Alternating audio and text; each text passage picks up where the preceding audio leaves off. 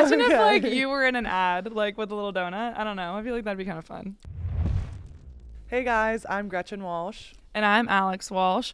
Welcome back to our second episode of our new podcast, Kicking It with the Walsh Sisters. Today we're going to be talking about NIL and how it's shaped our collegiate careers, and then also the NCAA as a whole. We're going to talk about confidence, and then we're also going to answer some of y'all's questions that we pulled on Instagram. So let's get into NIL first. Alex, why don't you walk us through what your journey with NIL has looked like, your brand deals that you've had, but more importantly, just did you ever think that you were going to be in this position when you were back in high school getting recruited? Definitely not. And it's funny because I remember when we were both in high school and we always thought our plan was to do 2 years of college swimming and then just go pro, because that's what, our favorite swimmers like Missy Franklin, she did that. The people that we looked up to, they always would do that. So I remember definitely not thinking that was ever going to be possible for us. But then obviously when you were a senior, I was a first year, the NIL bylaws, they all got passed, and that's really just changed everything for us. I mean, we were even talking about it on the way over here. Just being able to profit now off of name, image, and likeness, it's like there is no such thing as amateurism anymore, it feels like, which, for us as a non-revenue sport, it definitely has impacted us, I would say, less significantly than basketball, football, but it can still be felt. And obviously for us, I mean, I hope you feel this way, but I definitely feel we're super lucky that we've been able to, work on having these brand deals, because it has given us this platform that, I think we wouldn't be able to have without NIL. Yeah, I totally agree. And we've also just been lucky with the timing of everything. After it was the summer after your first year, summer of me going into college was the Olympics, the 2021 Olympics. And, you qualified. I had a more of a disappointing meet, but you medaled, got a silver medal in the 2IM. And from there, you already built this brand, this platform for yourself. And I was lucky enough to be like, hey guys, I'm Alex's sister, and we've got the sister act going on. So let's build that momentum. But yeah. I know Swim Outlet was obviously your first deal, my first deal. You signed with them a couple months after Tokyo, and then I signed a couple months after that, because I think they saw the power that we hold together. Like we said in our first podcast, we're a sum that's greater than its parts. So that was definitely a fun one, and I think a very unique deal that we had. But I think it's obviously progressed since then. If you want to go into maybe details of that deal and then what our sponsorships look like now. Yeah, I agree. Being able to partner with Swim Outlet and Sporty and do our own swimsuit line, I think that was a dream come true. I remember seeing some people would have their own lines, and just always thinking to myself, that'd be so cool to have your name on the tag of a swimsuit. No, I think we were the first to ever do that. Really? Yeah. Oh, okay. Yeah. Well, that's news to me. Well, regardless, I think being able to showcase our personalities, our very different personalities through swimsuits, I mean, that's always been something that we definitely have very different fashion, not wardrobes, but your favorite color is black and my favorite color is yellow. So it's we're kind of opposites, but that was really fun. And I think my favorite photo shoot location that we went to was definitely Palm Springs, just because the Joshua Tree, that was so awesome. And it just felt I don't know, and just to have mom there and everything, it was so cool, because I think she was so proud of us. Yeah. And then after Swim Outlet, it felt like we still had a lot of possibilities with Arena being our racing suit brand, and most recently being Gatorade. That was so cool.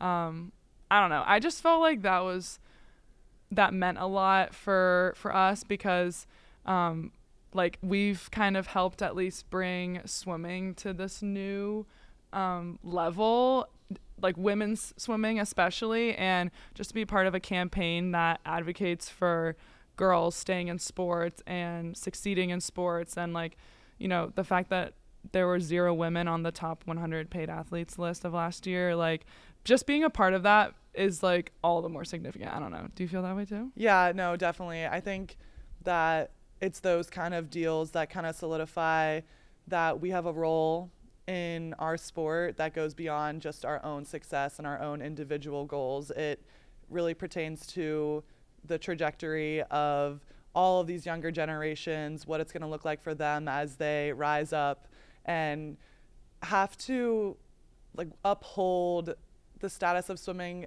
being an exciting sport that everyone wants to watch. It's the #1 watched Olympic sport. Like, we need to keep that momentum going, especially with the climate of the NCAA and everything going on. I think I feel so honored to have been a part of bringing more attention to the sport as a whole. And then obviously partnering with such a prestigious brand like Gatorade, like ever since I was young, I've been drinking out of a Gatorade water bottle. So that's just like a dream come true, I think, for the both of us. Even doing like the Lululemon collective with UVA was awesome.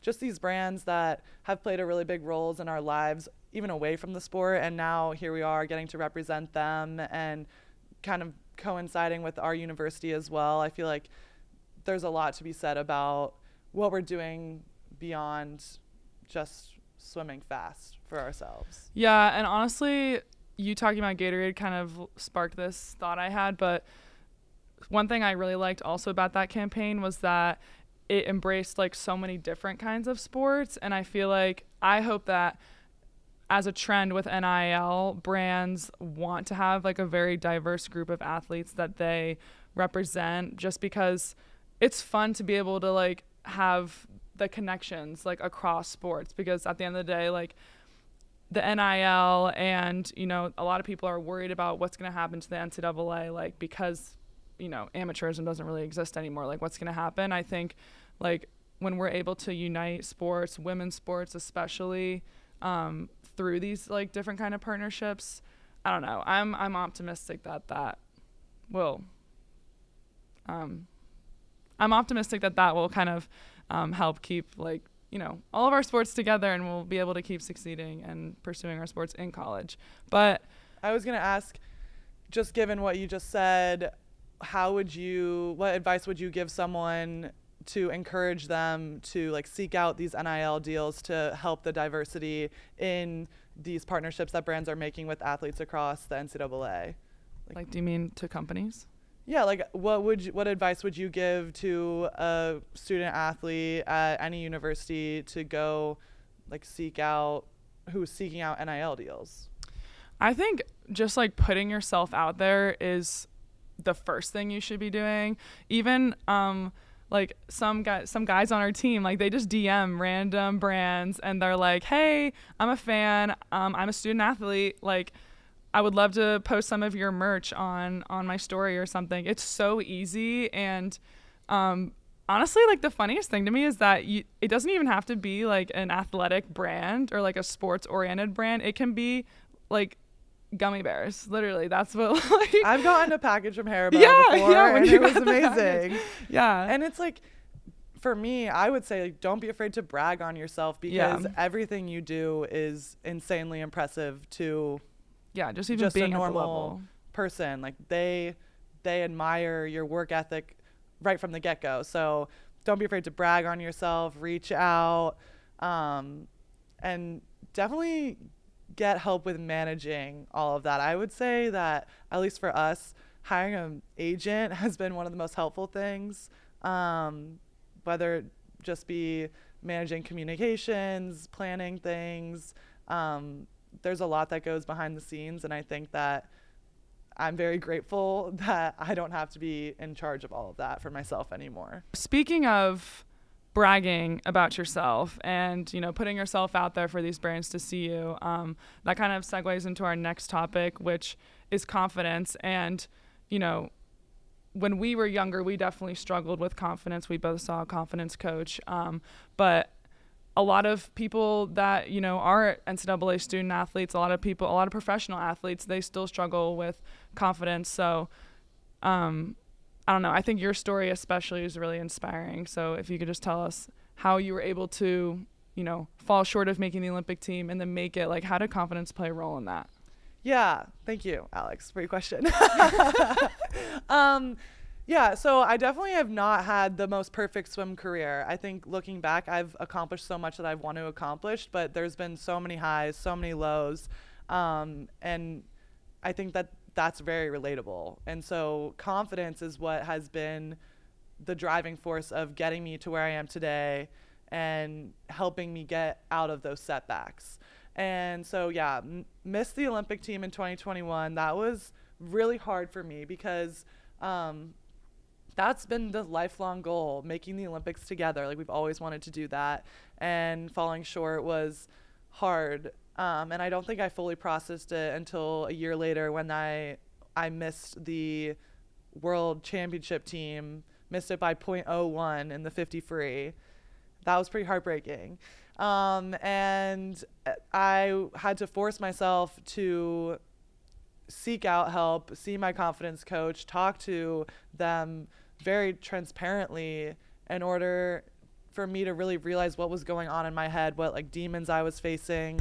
A lot of it was, I think, just I was afraid to put myself out there in races. I was afraid of the pain. And so one thing I really took away from those times of reflection was that I need to be comfortable with the uncomfortable. And I love that phrase in all aspects of my life, honestly, because I just think that it kind of encompasses taking risks and just being able to put yourself out there, knowing what you're capable of doing, and like sacrificing your body's like health just for a little bit in order to achieve that. Like, there are sacrifices that go into it, and being comfortable is one of those. So especially for me, I'm the kind of swimmer that flies and dies, and I need to embrace that part of myself. And I've really learned to do that, especially here at UVA.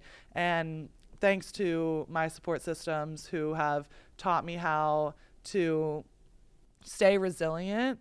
And when I do fail, like in those moments I felt like a failure, but I was able to get out of that because I relearned how to talk to myself before races. I would start thinking about everything I had done in practice, all the reasons that I am prepared for this. I would walk myself through my race strategy, like very detailed, and in those moments I was just prepping myself to be in control of what I can control and not thinking about anything else but, that moment, what I was about to do and how I was about to do it, even if it meant, being in pain. Like, that was going to be okay with me. And I also think a big thing was before trials in 2021, I was definitely going in with the mindset that I had a backup plan. And this summer, there was no backup plan.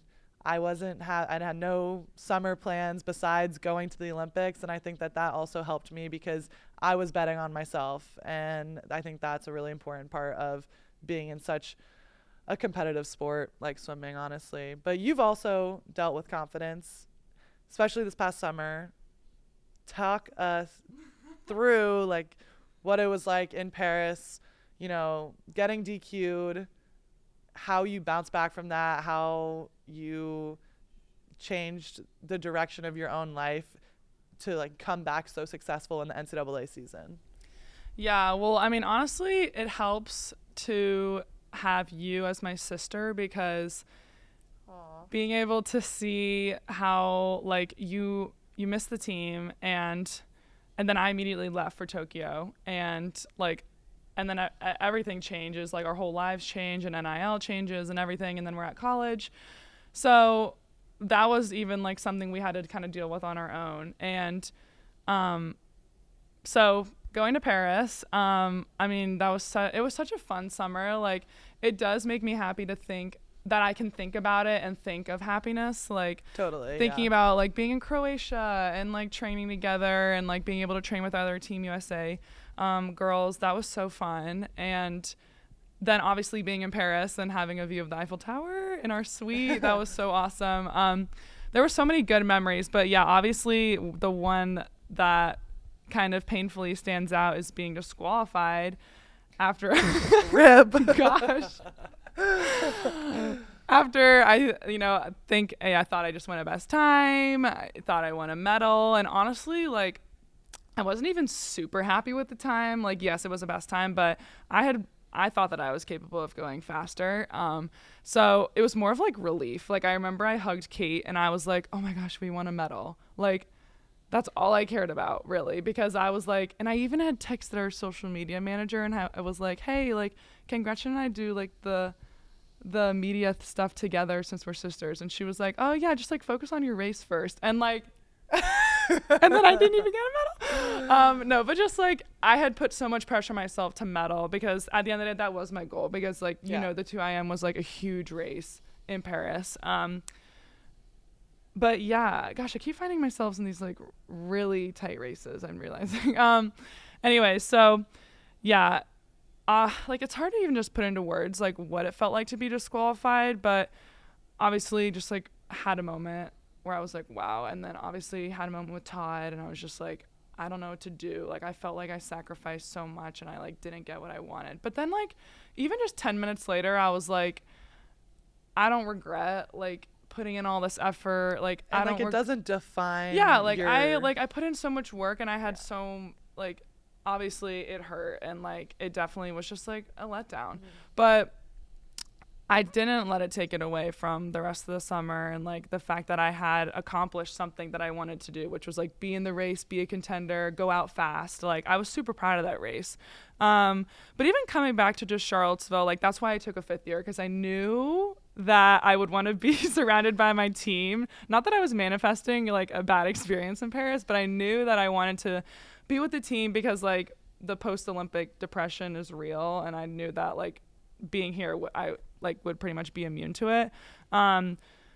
So yeah, it's been really fun just to like be in the NCAA and like not really thinking about going a best time or like, not having these like super specific goals, but more of like the goal of just like how fast can I go? Like in these new events I'm swimming the 100 breast and NCAAs, like just stuff that's keeping me motivated. That's why I decided to swim the 2 fly, is because I was talking with Todd and I was like, I'm more excited to do the 2 fly. And he was like, okay, yeah, let's just do it.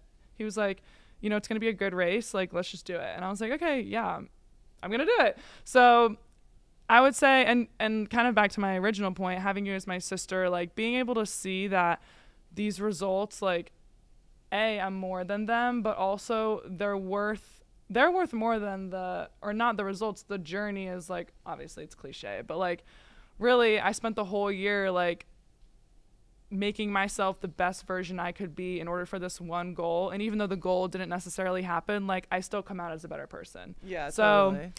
That's kind of like what I've taken away from it. And obviously failure takes a little bit to bounce back from, but like it's easy to do it when I'm surrounded by you and like all these girls on our team that are just working so hard every single day and they're so fierce. And like, I don't know, it inspires me to be around a group of such powerful women. Yeah, well, you're a part of that for everyone else on the team. Thanks. I would say for our audience, maybe of people who don't train with, such an elite group every day, which can be hard on your confidence too. Yeah. Definitely. Like it's been hard to be at UVA, learn how to find your confidence when you're getting beat every day sometimes, you know what I mean? But I would say like my biggest advice for those who are struggling with their confidence is definitely to find your support system, because I feel like we've both found that with UVA. Obviously our family has always been built in, but we can like reach out to our teammates, we can reach out to our coaches, it's all there. And then also I feel like confidence, sometimes people have this misunderstanding that confidence is just going to show up like when you taper and you get to the meet. But like something I did a lot last year was like I knew like sometimes no matter what you can do before you get on that block, like you're going to be nervous and you're going to be doubting yourself. And so I remember I would like sit, this is going to sound kind of crazy, but I would sit in my room and I would like close my eyes and I would imagine myself walking out at the Olympics and like hearing the crowd.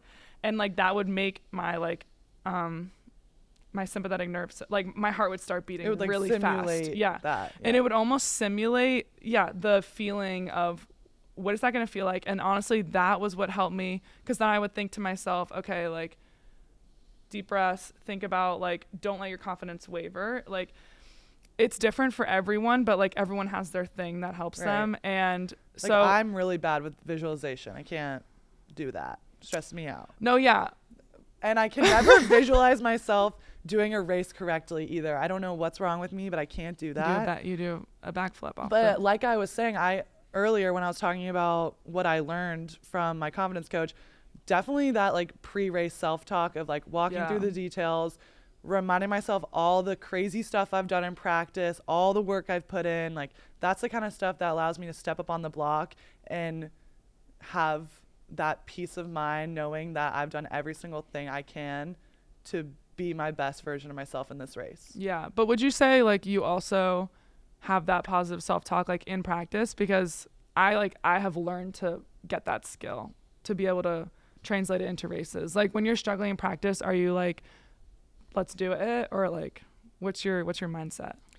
When I'm struggling in practice, I'm more so motivated by the fact that I want to be able to walk away from practice knowing that I gave my best effort, regardless of what my times are, whatever. So I think that is what's motivating me, because when I can look back, but you can like say, pull yourself out of like a bad, like you can talk to yourself out of a bad place. Like, yeah. I think if I just know good. that I'm trying hard, and I might have to vent a little bit, I complain a little bit, that's okay. Everyone's allowed to have bad days. But if I'm allowed to get that negativity out of me a little bit, then I can normally just put my head down and go. Like I won't speak, but I'll get through. But I feel like that's like a good habit to get into. Definitely. Like just put your head down and do it. Like, because that's what's gonna help you at the end of your race, like the last 5 meters and stuff. Okay, should we get into the audience questions? I've got them pulled from Instagram. Let's start, since we talked about NIL. What is your dream brand deal? Are you asking me this? Yeah.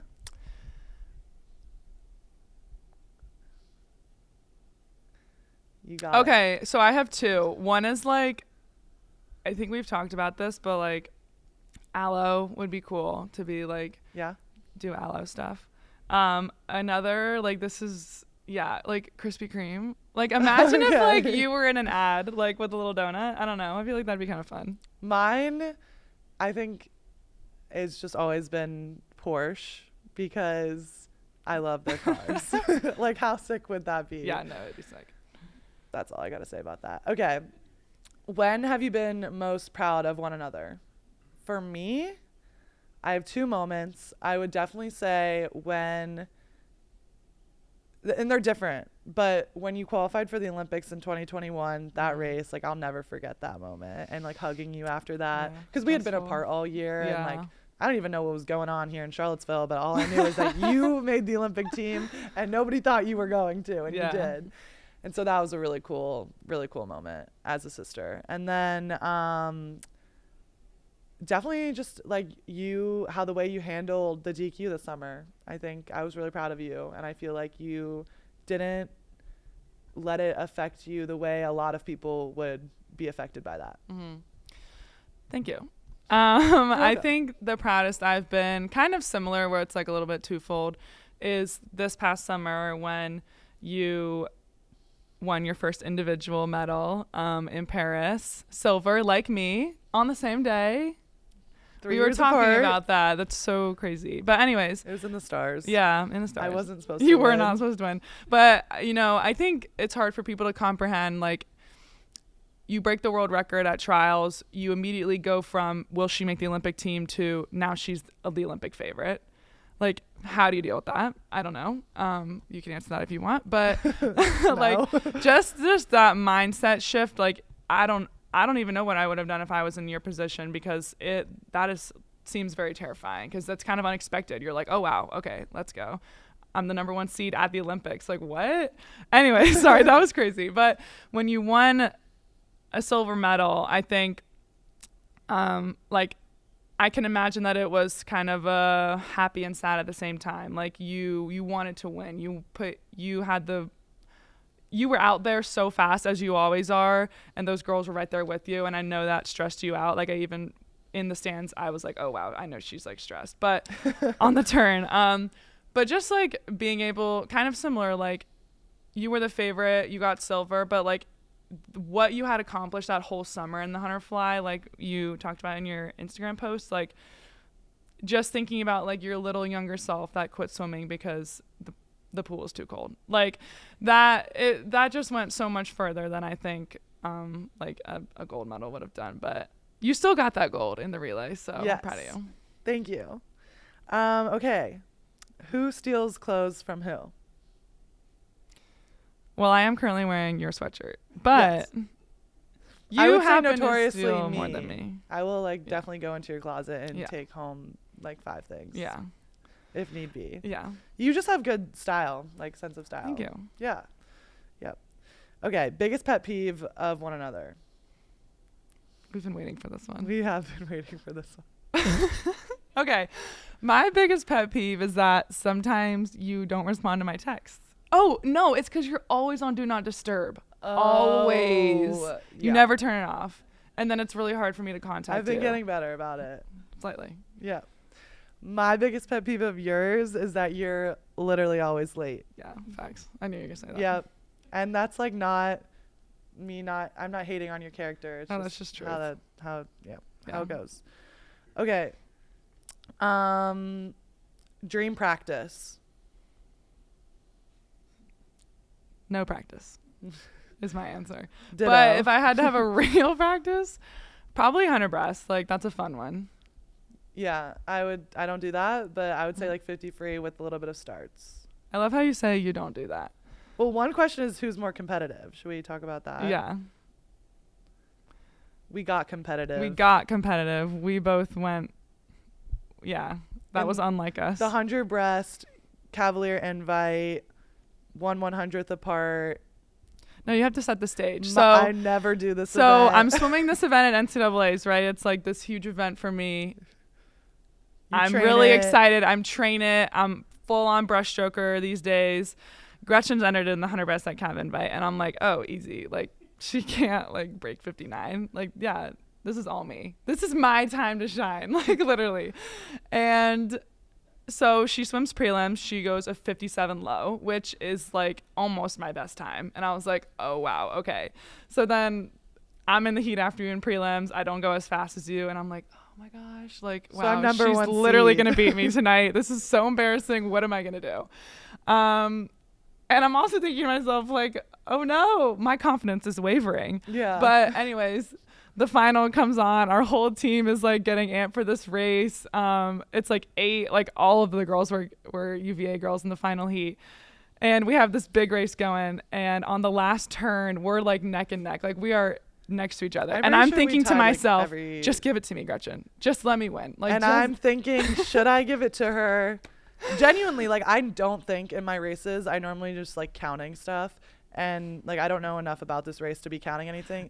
So I'm literally thinking to myself, do I let her win? No, I go. Like, and I'm thinking to myself, are you gonna let me win? Oh, you're not. Okay, like let's go. Yeah. And then I out-touched you by 1/100th, and I just have to say, like, it was a win for the older sisters because the younger sibling in general is such a privileged role to have. So I'm glad that. And everyone on our team was so happy because when was the last time you lost a race? Oh, I guess at the Olympics, but short course. No.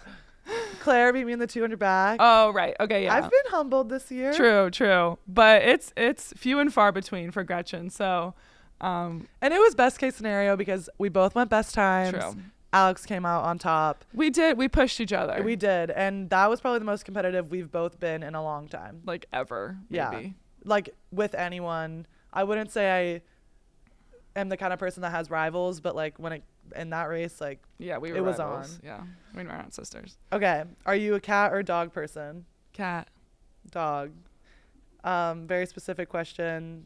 What do you feed Obi to make him so fat? Context, Alex's cat. My cat is massive. Obi is one of a kind, and he gets just basic kibble, but every now and then I will give him a sweet treat. Not actually, but like a piece of salmon. Oh. He's spoiled. Okay, what is your favorite relay memory, like, that we were both a part of? My favorite relay memory is probably I don't know. Can you go first? My favorite relay memory is definitely one of the most recent ones, the 800 free relay. ACCs broke the NCAA record, completed UVA's 5 relay record, NCAA record, like trifecta thing. Yeah. That was definitely my favorite. It was the most difficult relay Definitely. I will ever be on to this day and forever, but it was the most memorable because we had been thinking about that for so long. Like the goal was achieved. Yeah.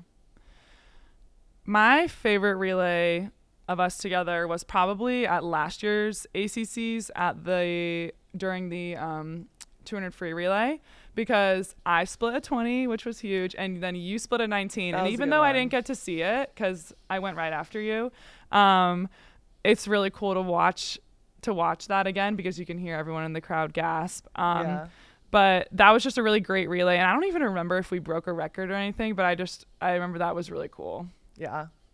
That's a good one. Mm-hmm. All right, last question. Who's the favorite child?